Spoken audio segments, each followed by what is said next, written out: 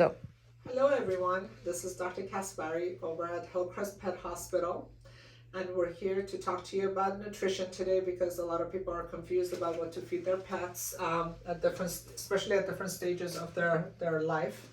So I'm here with Nini. She's going to ask me some questions and hopefully we can answer them to the best of our ability. Hey, Dr. K. Hi. So I have a couple questions for you. First one, Yes. How many times a day should I be feeding my dog? So it depends on how old they are. If they're puppies, we recommend, especially small breeds, they need to be fed more often because puppies have a hard time auto-regulating their own temperature and sugar level. So it's good to feed them at least 3 or 4 times a day.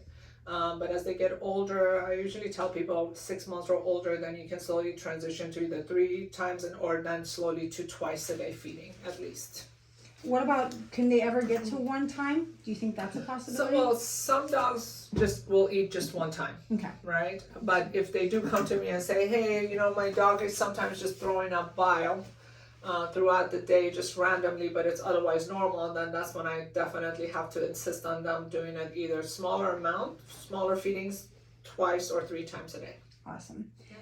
Do I need to feed a diet specific to my dog's breed or size? There are so many different diets out there. So you just have to remember, as a veterinarian, we try to focus our attention on prescription diets, right? On different diseases and things like that. And especially these days, so many dogs are so allergic to so many different ingredients, right?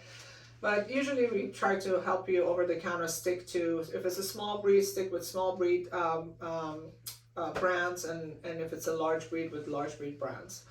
But of course, if you come to me and tell me my dog is vomiting every so often and says soft stool, then I will recommend you doing an allergy test, even though we know the allergy test is not 100%, but we use it as a guideline, right? To kind of to alter the diet in a way that helps the pet the best, to have a best quality of life.